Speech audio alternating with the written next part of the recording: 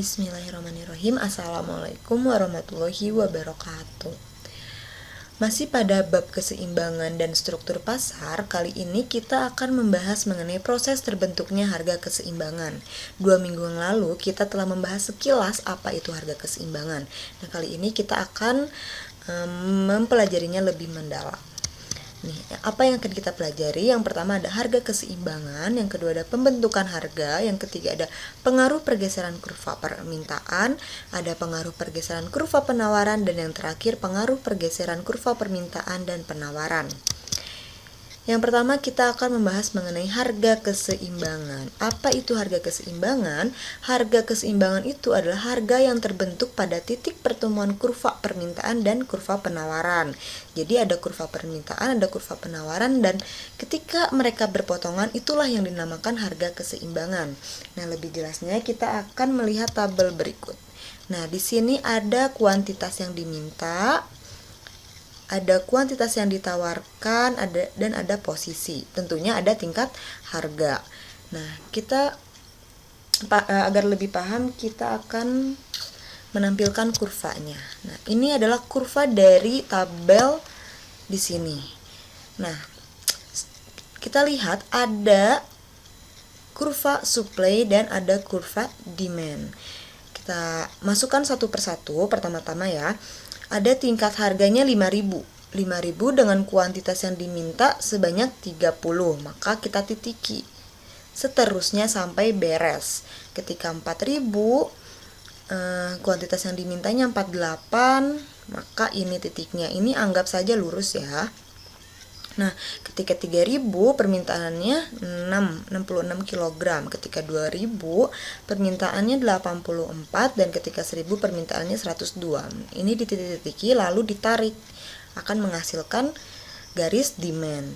Begitupun dengan supply, ketika harganya 5.000, kuantitas yang diminta 100, yang ditawarkan 102 kg, dan seterusnya sampai 1.000 yang ditawarkan 30 kg. Nah, ketika kurva penawaran dan kurva permintaan berpotongan, ini kita bisa lihat bahwa berpotongannya di sini di angka 3.066. Maka titik ini yang dinamakan keseimbangan, harga keseimbangan atau harga pasar, atau dengan notasi E, yang yaitu equilibrium ya. Nah, ini tuh merupakan harga keseimbangan. Selanjutnya kita akan membahas mengenai golongan pembeli dan penjual. Jadi, pembeli dan penjual ini memiliki harga taksiran yang berbeda-beda terhadap harga sebuah barang dan jasa yang diperjualbelikan. Nah, taksiran harga yang diberikan oleh konsumen dan produsen ini disebut harga subjektif. Jadi, kita lihat bahwa ada garis permintaan dan ada garis penawaran. Kalau garis permintaan pastinya pembeli dan garis penawaran pasti penjual. Nah, di sini ada pembeli supermarginal. Apa itu pembeli supermarginal? Pembeli supermarginal itu adalah pembeli yang harga taksirannya melebihi harga pasar. Maksudnya apa? Jadi kita lihat nih ada titik equilibriumnya, atau ini merupakan harga pasar. Nah, ketika baju, misalnya baju harganya 50.000, nah si pembeli supermarginal ini menganggap bahwa dengan baju 50.000 itu murah. Gitu, harga pasarnya murah, padahal pembeli supermarginal ini bisa membelinya 100.000 dengan harga 100.000. Karena harga pasarnya 50.000 dan supermarginal ini punya uang 100.000, nah sisa dari 50.000 itu merupakan premi dari konsumen karena mereka menganggap bahwa si baju harga pasar ini murah. Nah, berbanding terbalik dengan pembeli submarginal, ia menganggap bahwa baju ini mahal dengan harga 50.000. Jadi pembeli submarginal itu adalah pembeli yang harga taksirannya di bawah harga pasar, makanya ia tidak membeli baju tersebut karena harga pasarnya mahal, seperti itu. Nah, kalau pembeli marginal ini itu sesuai dengan harga pasar. Jadi ketika bajunya 50.000 ya ia menerima saja karena sesuai gitu, worth it lah. Jadi pas dengan harga 50.000, baju itu pas untuk dibeli oleh mereka. Nah, selanjutnya ada di penjual, itu ada penjual supermarginal. Jadi penjual supermarginal itu adalah harga pokok di bawah harga pasar. Kalau penjual ingin ingin membuat suatu produk, pasti ia harus tahu harga pokoknya. Nah, si penjual super marginal ini harga pokoknya itu di bawah harga pasar, sehingga ia senang ketika harga pokoknya di bawah pasar. Contohnya, misalnya kita akan membuat baju. Nah, harga pokok si baju itu atau kain itu harganya 10.000, sedangkan harga pasarnya 50.000. Berarti ia mempunyai keuntungan sebesar 40.000. Nah, 40.000 ini dinamakan premi produsen atau keuntungan si produsen tersebut. Nah, kalau pembeli marginal itu adalah pembeli yang penjual yang harga pokoknya sesuai dengan harga pasar. Jadi ketika harganya 50.000, maka harga pokoknya 50.000. Nah, si penjual ini akan menjual bajunya ketika harga pasarnya naik agar mendapatkan keuntungan. Sama seperti penjual submarginal. Kalau penjual submarginal ini ketika harga pokoknya di atas harga pasar. Gak mungkin dong kita modal 80.000 tapi dijualnya 50.000, itu rugi kan. Nah, oleh sebab itu para penjual submarginal ini akan menjual barangnya ketika harga pasarnya naik. Seperti itu, paham ya? Selanjutnya ada pembentukan harga. Nah, jadi keseimbangan itu merupakan kombinasi harga dan kuantitas yang diminta dan ditawarkan yang sama besarnya. Jika keseimbangan ini telah tercapai, biasanya harga titik keseimbangan akan bertahan lama. Contohnya, ketika buah apel itu turun harga dari 3.000 menjadi 2.000, maka kuantitas yang diminta akan naik. Selanjutnya, menurunnya harga akan menurunnya penawaran. Di sini sesuai dengan hukum permintaan dan penawaran, di mana hukum permintaan ini berbanding terbalik dengan harga, sedangkan hukum penawaran ini berbanding lurus dengan harga. Nah, untuk memenuhi kebutuhannya, pembeli yang mampu terpaksa mengeluarkan uang lebih untuk membeli apel tersebut dengan harga yang lebih tinggi, sehingga harga keseimbangannya akan kembali ke 3.000. Jadi mau gak mau, yang punya uang terpaksa membeli apel tersebut meskipun apelnya mahal, sehingga si harga keseimbangannya akan kembali ke 3.000. Nah, adanya hukum permintaan dan penawaran. Kedua hukum ini berlaku pada kondisi ceteris paribus. Tetapi ketika yang berubah itu faktor-faktor selain harga akan menyebabkan bergesernya kurva permintaan dan kurva penawaran. Selanjutnya ada pengaruh pergeseran kurva permintaan. Jadi jika keseimbangan telah tercapai, biasanya tidak ada dorongan konsumen atau produsen untuk beralih dari titik keseimbangan. Nah, harga keseimbangan akan berubah jika permintaan dan penawarannya berubah.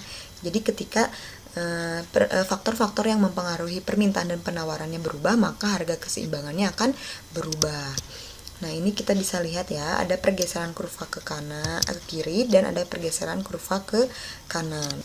Nah, sekarang kita akan melihat apa yang terjadi terhadap harga keseimbangan jika permintaannya berubah sementara penawarannya tetap. Ini ya, bisa dilihat bahwa permintaannya berubah dan penawarannya tetap.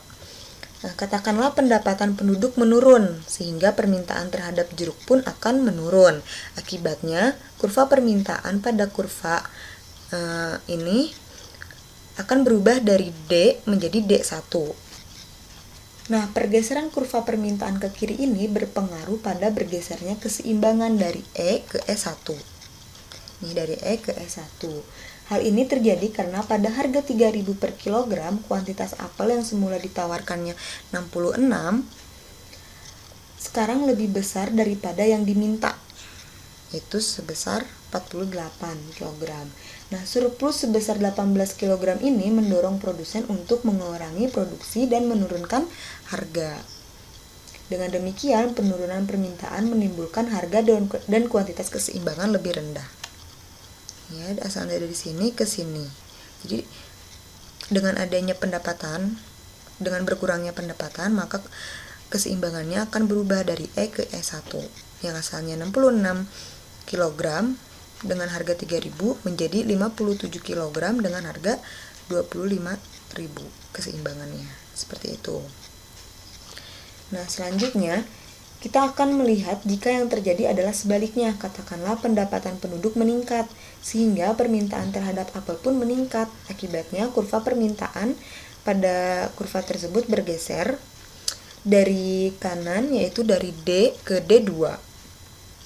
Nah, pergeseran kurva permintaan ke kanan berpengaruh pada bergeserannya keseimbangan dari E ke E2.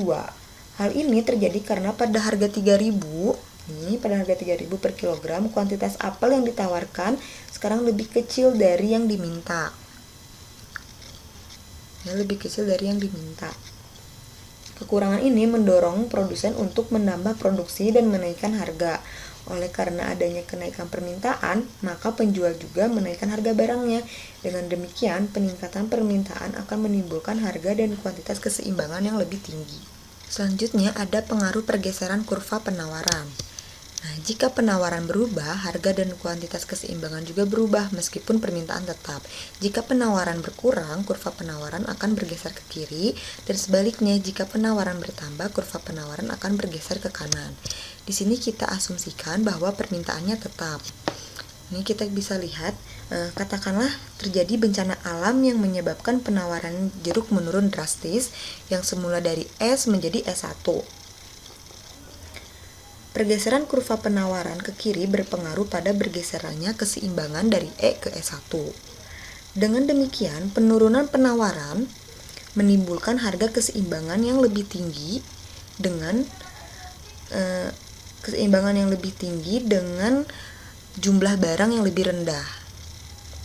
Itu bisa dilihat ya, dari E ke S1 asalnya 66 kg menjadi 57 kg dengan harga yang lebih tinggi.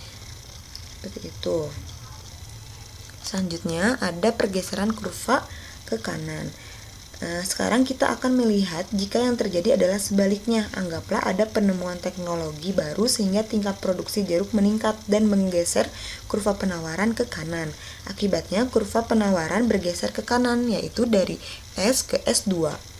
Nah, pergeseran kurva penawaran ke kanan berpengaruh terhadap bergesernya keseimbangan dari E ke E2. E1 nih ke E2 ya di sini. Nah, dengan demikian peningkatan penawaran akan menimbulkan harga keseimbangan yang lebih rendah. Nih, asalnya 66 kg di harga 3.000. Karena adanya penemuan, maka keseimbangannya berubah menjadi 75 kg di harga 2,5. Jadi peningkatan penawaran akan menimbulkan harga keseimbangan yang rendah namun dengan kuantitas keseimbangan yang lebih tinggi. Nah, selanjutnya ada pengaruh pergeseran kurva permintaan dan penawaran. Yang pertama, jika kurva permintaan dan kurva penawaran bergeser bersamaan secara berimbang ke arah yang sama, harga keseimbangan akan tetap atau netral. Ini bisa dilihat di contoh ini, ketika harganya tetap.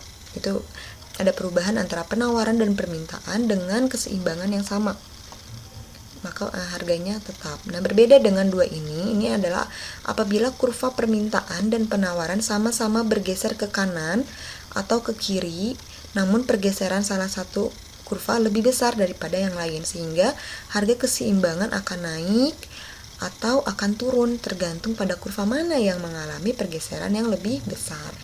Selanjutnya ada penerapan matematika pada harga keseimbangan. Apa saja yang akan kita bahas? Yang pertama, fungsi matematika pada harga keseimbangan. Yang kedua ada pengaruh pajak pada keseimbangan pasar. Dan yang terakhir ada pengaruh subsidi terhadap keseimbangan pasar. Kalian tahu kan apa bedanya pajak dan subsidi? Kalau pajak itu kita mengeluarkan untuk pemerintah, dan untuk subsidi itu kita mendapatkan dari pemerintah. Mari kita membahas fungsi matematika pada harga keseimbangan terlebih dahulu. Simak baik-baik ya.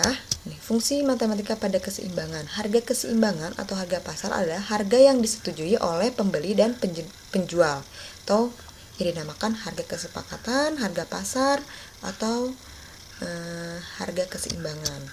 Nah, di mana harga keseimbangan ini harus memenuhi QD sama dengan QS, yaitu kuantitas pada permintaan harus sama dengan kuantitas pada penawaran. Begitu juga dengan harga. Harganya harus sama dengan permintaan, yaitu harga permintaan harus sama dengan harga penawaran. Nah, contohnya yang pertama, diketahui fungsi permintaannya itu QD sama dengan 40 min 3 PD dan fungsi penawarannya QS sama dengan min 5 plus 2 PS. Yang pertama, hitunglah kuantitas dan harga pada keseimbangan pasar. Yang kedua, buatlah kurva yang menunjukkan jumlah dan harga keseimbangan pasar. Nih, tadi kan harus memenuhi QD sama dengan QS atau PD sama dengan PS. Karena yang kita ketahuinya QD, maka kita langsung masukkan QD-nya itu 40 min 3 PD sama dengan QS-nya min 5 plus 2 PS. Nah, 40 diturunin, min 5 dipindah ruaskan menjadi plus 5. Min 3 PD pindah ruaskan menjadi 3 PD dan plus 2 PS diturunkan. Nih. Mengapa jadi PE? Karena PD sama dengan PE sama dengan P. Dengan P atau PE merupakan harga keseimbangan. Di sini kita menggunakan PE ya, yaitu price equilibrium. Nah, lanjut 40 ditambah 5 itu 45, 3 ditambah 2 itu 5. Ingat ya, 5 PE. Jadi PD sama PS itu sama dengan harga dan bisa kita ubah menjadi PE atau harga keseimbangan. Nah, 45 dibagi 5 sama dengan PE dan 45 dibagi 5 9 sama dengan PE. Jadi harga keseimbangannya itu adalah 9. Nah, untuk mendapatkan nilai QD, substitusikan P sama dengan 9 ke dalam salah satu persamaan di atas. Mau dimasukkan ke QD atau dimasukkan ke QS sama aja. Hasilnya akan sama aja. Jadi kita coba masukkan ke QD. QD sama dengan 40 min 3 PD. QD sama dengan 40 min 3, PE-nya berapa? 9, dimasukkan 9. QD sama dengan 40 dikurangi 9 kali 3, betul, 27. Jadi 40 dikurangi 27 itu sama dengan 13. Jadi kuantitas keseimbangan pasar adalah 13 unit pada harga 9. Paham ya sampai sini? Nah, selanjutnya buatlah kurva yang menunjukkan jumlah dan harga keseimbangan pasar. Sudah tahu ya bagaimana cara membuat garis kurvanya ya. Ini sudah Ibu langsung isi karena ini sudah dibahas di minggu-minggu lalu. Kita masukkan QD-nya dulu, garis QD.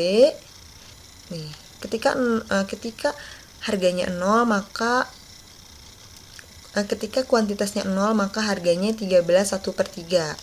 Selanjutnya ketika harganya 0 maka kuantitas yang diminta sebanyak 40. Kita bikin garis seperti ini lalu masukkan fungsinya. Yang kedua kita masukkan fungsi dari penawaran. Nih, ketika harganya 0 maka penawarannya min 5 dan ketika penawarannya 0 maka harganya 21/12. Kita tarik, jangan lupa masukkan fungsinya yaitu QS sama dengan 2PS min 5. Nah, kita masukkan harganya. Kita sudah diketahui ya bahwa harga keseimbangannya 9, kita masukkan harga keseimbangannya 13, lalu kita tarik garis seperti ini. Nah, ini yang dinamakan kurva harga jumlah dan harga keseimbangan. Paham ya? Jadi kita harus menggambar dulu kurva dari permintaan, menggambar kurva dari penawaran. Lalu setelah kita mengetahui keseimbangan pasar, kita masukkan harganya dan kita masukkan jumlahnya lalu tarik di titik ini. Paham ya? Nah, selanjutnya ada pengaruh pajak pada keseimbangan pasar. Ingat, pajak itu dinotasikan sebagai T atau tax. Nih. Pemerintah mengusahakan agar pembayaran pajak berlangsung dalam transaksi yang biasa dilakukan masyarakat, contohnya transaksi jual beli. Nah, ada dua pajak, yang pertama ada pajak tetap dan yang kedua ada pajak proporsional. Nih, fungsi penawaran sebelum pajak. QS sama dengan min A plus BP. Ini udah dibahas minggu lalu. Dan ketika ada pajak, maka berubah menjadi QS sama dengan min A plus B dalam kurung P dikurangi T. Kenapa dikurangi T? Karena ingat pajak. Pajak itu berarti kita mengeluarkan uang. Oleh sebab itu harganya kita kurangi dari pajak karena kita mengeluarkan uang. Paham ya?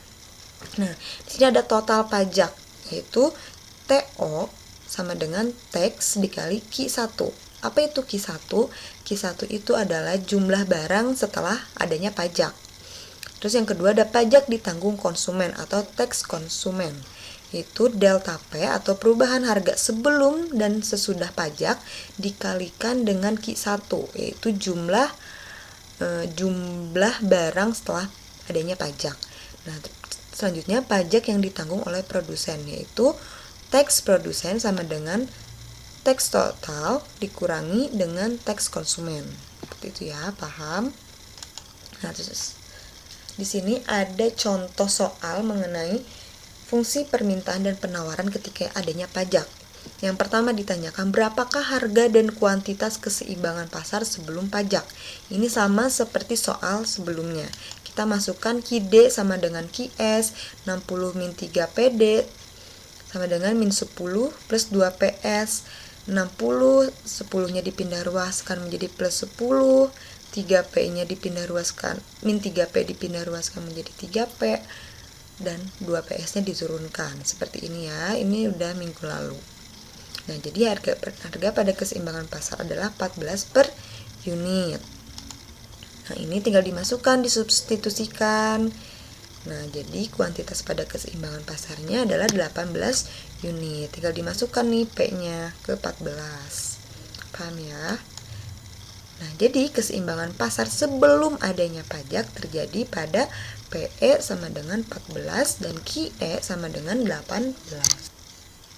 Nah, selanjutnya kita akan membahas berapakah harga dan kuantitas keseimbangan pasar sesudah pajak jika pemerintah mengenakan pajak sebesar 5 per unit.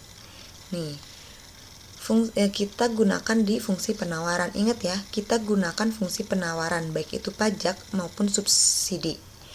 Mengapa penawaran saja? Karena pengaruh pajak dan subsidi ini terletak pada penentuan harga produsen sebagai penghasil barang dan jasa dan akan berpengaruh pada barang yang ditawarkan, sehingga hanya mempengaruhi fungsi penawaran saja. Ingat ya, penawaran bukan permintaan.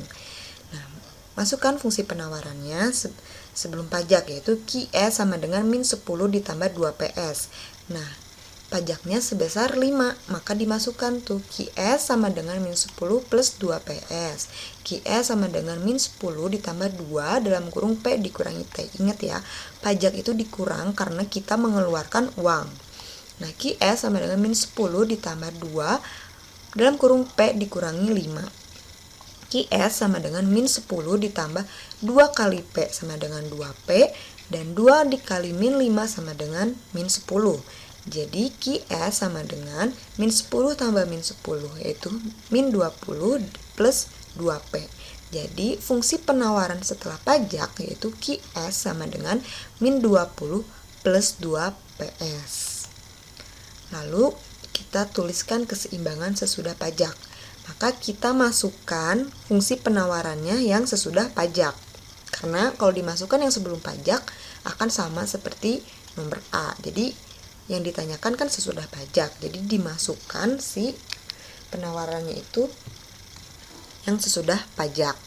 Itu QD sama dengan QS. QD-nya berapa? 60 min 3 PD. QS-nya berapa sesudah pajak? Min 20 plus 2 PS. 60 min 20 dipindah ruaskan menjadi plus 20 sama dengan min 3 PD dipindah ruaskan menjadi 3 PD ditambah 2 PS. 60 ditambah 20 sama dengan 80, 3 ditambah 2 sama dengan 5. Jadi 80 dibagi 5 sama dengan 16, maka PE-nya itu adalah 16. Lalu kita substitusikan atau masukkan si 16 ini ke rumus QD. QD sama dengan 60 min 3 PD. QD sama dengan 60 min 3, PD-nya berapa? PD atau PE ya, sama aja. Itu 16. QD sama dengan 60, 3 dikali 16 yaitu 48. Jadi QE-nya itu sebesar 12. Jadi keseimbangan pasar sesudah pajaknya terjadi pada PE 16 dan QE sama dengan 12. Selanjutnya kita akan membahas berapa pajak yang diterima pemerintah, yang ditanggung produsen, dan yang ditanggung konsumen. Tadi di awal sudah dijelaskan ya, rumus dari pemerintah, produsen maupun konsumen. Nah, TO sama dengan T dikali Q1. Q1 yang sesudah pajak berapa? 12. T-nya, teksnya itu 5. Jadi 5 dikali 12 sama dengan 60. Terus pajak yang ditanggung konsumen. TK sama dengan delta P dikali Q1. Delta P itu adalah harga sesudah pajak dikurangi harga sebelum pajak.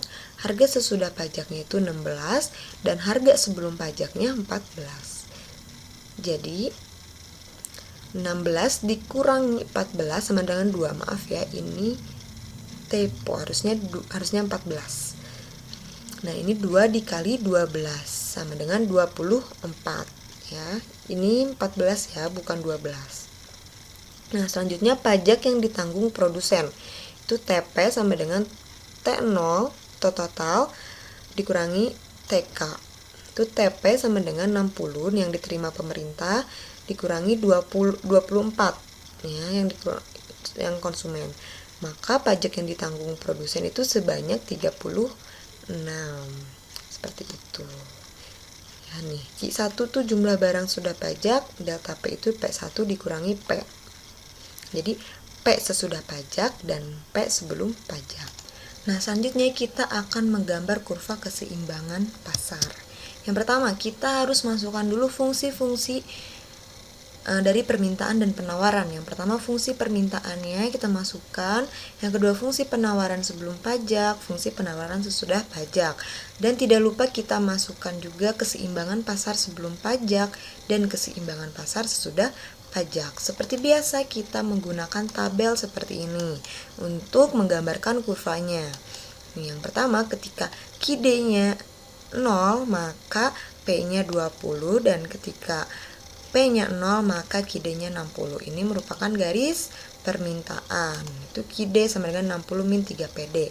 Yang kedua, kita menggambarkan garis fungsi penawaran sebelum pajak, yaitu QD-nya min 10 dan P-nya 5. Ini merupakan QS min 10 plus 2 PS, yaitu sebelum pajak. Yang kedua, kita menggambarkan garis yang sesudah adanya pajak. Itu QD-nya min 20 dan ketika QD-nya 0 maka PD-nya 10. Ini merupakan QS sesudah pajak, yaitu min 20 plus 2 PS. Setelah itu kita akan menggambarkan garis atau titik-titik dari keseimbangan pasar sebelum pajak. Nah, seperti ini, yaitu PE-nya 14, di sini 14, QE-nya 18. Nah, ini merupakan titik keseimbangan pasar sebelum pajak.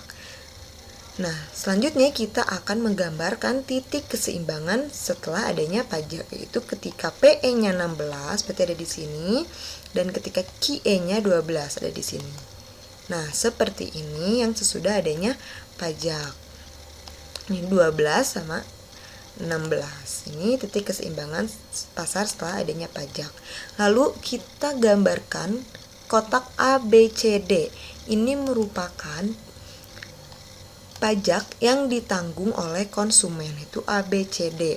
Nah, sebelumnya kita juga harus menggambarkan garis dari titik ini ke titik sini. Ini merupakan garis sebelum adanya pajak. Kita tarik aja garis di potongan yang sebelum adanya pajak. Nah, yang kedua, ini merupakan pajak yang ditanggung produsen.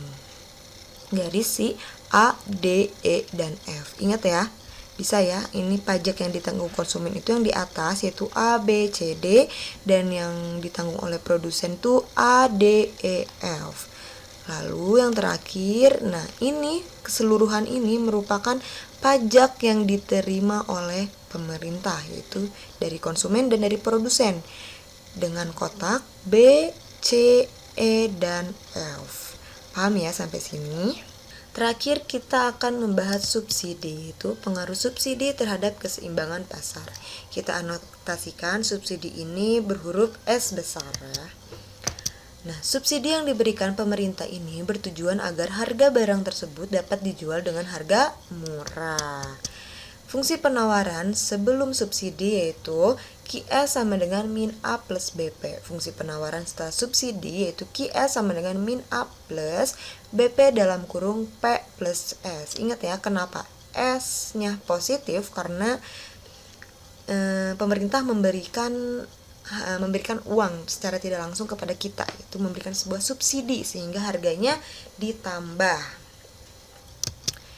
Nah, selanjutnya sama seperti pada pajak, cuman yang dibedakan adalah notasinya ya. Yang diberikan pemerintah SO sama dengan S kali Q1, yang diterima konsumen SK sama dengan delta P kali Q1, dan yang diterima produsen sama dengan SP sama dengan S0 dikurangi SK. Seperti itu. Tidak jauh beda dengan yang pajak. Nah, kita masuk ke contoh soal. Diketahui fungsi permintaan QD sama dengan 40 min 2 PD dan fungsi penawaran QS sama dengan min 20 plus 2 PS dengan subsidi 2 per unit. Kita akan jawab nomor pertama dulu. Hitunglah kuantitas dan harga pada keseimbangan pasar sebelum subsidi.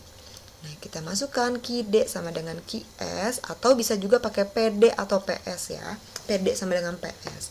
Kita masukkan QD-nya yaitu 40 min 2 PD sama dengan QS-nya min 20 plus 2 PS. 40 ditambah min 20 pindah ruas menjadi plus 20.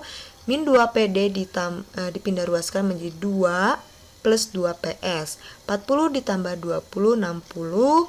2 ditambah 2 4. Ingat ya, PD PE sama dengan P sama dengan PE. Jadi ini sama aja. Lalu 60 dibagi 4 sama dengan PE.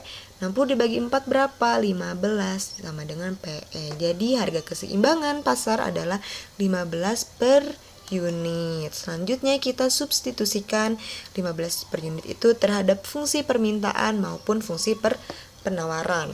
Kita masukkan kepada fungsi permintaan, yaitu QD sama dengan 40 min 2 PD.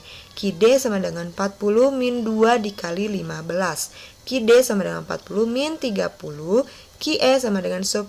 Maka kuantitas pada keseimbangan pasar adalah 10 unit. Jadi keseimbangan pasar sebelum subsidi yaitu terjadi pada PE sama dengan 15, QE sama dengan 10. Selanjutnya kita kehitung kuantitas dan harga pada keseimbangan pasar sesudah adanya subsidi. Ingat ya, baik itu subsidi maupun pajak, kita ubahnya di fungsi penawaran, jangan diubah di fungsi permintaan, itu salah besar. Kita masukkan dulu fungsi penawaran sebelum subsidi, yaitu QS sama dengan min 20 plus 2 PS. Fungsi penawaran sesudah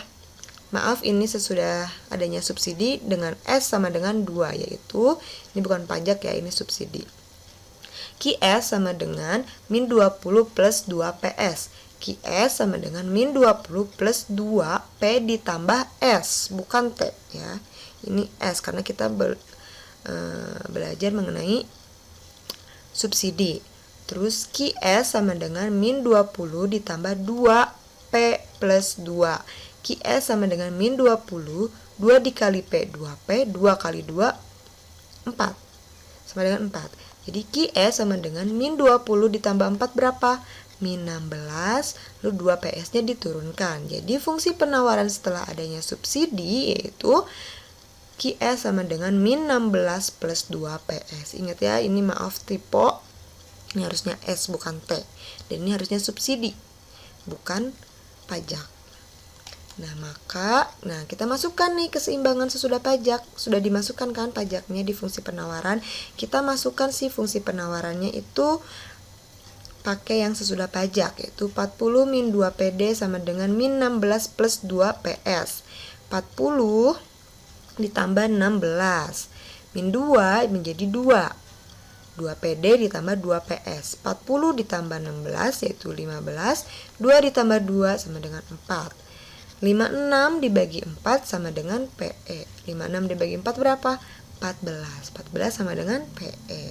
Nah, kita seperti biasa masukkan atau substitusikan si 14 ini ke permintaan. Bisa permintaan, bisa penawaran, bebas. Hasilnya akan sama aja, yaitu QD sama dengan 40 min 2 PD atau PE. QD sama dengan 40 min 2 dikali 14. QD sama dengan 40 min 14 kali 2, 28. QE sama dengan 12. Jadi keseimbangan pasar sesudah subsidi terjadi pada PE sama dengan 14 dan QE sama dengan 12. Selanjutnya nih, seperti ini udah paham kali ya. Bisa di stop aja nanti. Ini sama aja kok kayak pajak. P1 dikurangi P itu 15 dikurangi 14. Ya, biar hasilnya gamin. Jadi perubahannya gitu ya. Seperti ini bisa ya. Lalu, nah terakhir kita akan menggambarkan fungsinya. Nah, terakhir kita akan menggambarkan kurvanya. Yang pertama, kita harus memasukkan semua fungsi-fungsinya, yaitu fungsi permintaan, fungsi penawaran sebelum subsidi, dan fungsi penawaran sesudah subsidi. Lalu kita masukkan keseimbangan pasarnya, baik sebelum subsidi dan sesudah subsidi. Seperti biasa, kita menggunakan tabel seperti ini untuk menggambarkan garis setiap fungsinya. Yang pertama kita akan menggambarkan garis pada fungsi permintaan. Itu 40 dengan 20. QD sama dengan 40 min 2 PD.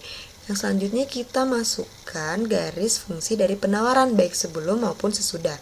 Kita masukkan dulu sesudah subsidinya yaitu min 16 dengan 8. Ini merupakan fungsi sesudah subsidi yaitu QS1 sama dengan min 16 plus 2 PS.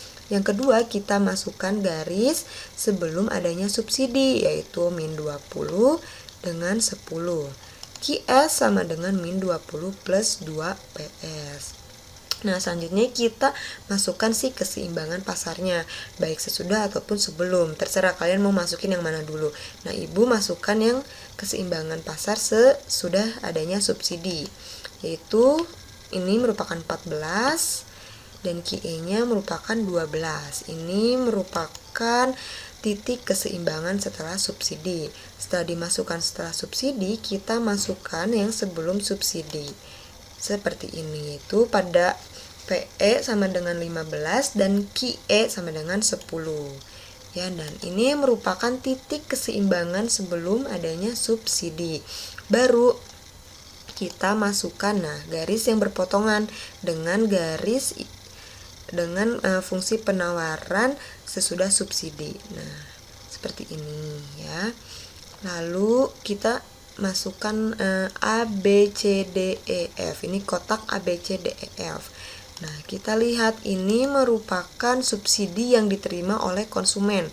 Itu kotak A, B, C, D, A, B, C, D ya. Ini merupakan subsidi yang diterima konsumen dan ini merupakan kotak yang subsidi yang diterima oleh produsen yaitu A, D, E, dan F. Dan ini semua kotak dari B, C, E, F merupakan subsidi yang diberikan oleh pemerintah kepada konsumen dan produsen gitu ya. Paham ya sampai sini bagaimana apa saja yang subsidi yang diterima konsumen, kotak mana saja yang subsidi yang diterima oleh produsen dan subsidi yang diberi pemerintah kepada konsumen dan produsen. Nah, ini merupakan kurva dari adanya subsidi, sama seperti kurva pajak ya. Baik, sekian video pembelajaran dari Ibu. Bila ada yang ditanyakan bisa langsung PC Ibu. Pahami baik-baik dan simak baik-baik. Terima kasih. Wassalamualaikum warahmatullahi wabarakatuh.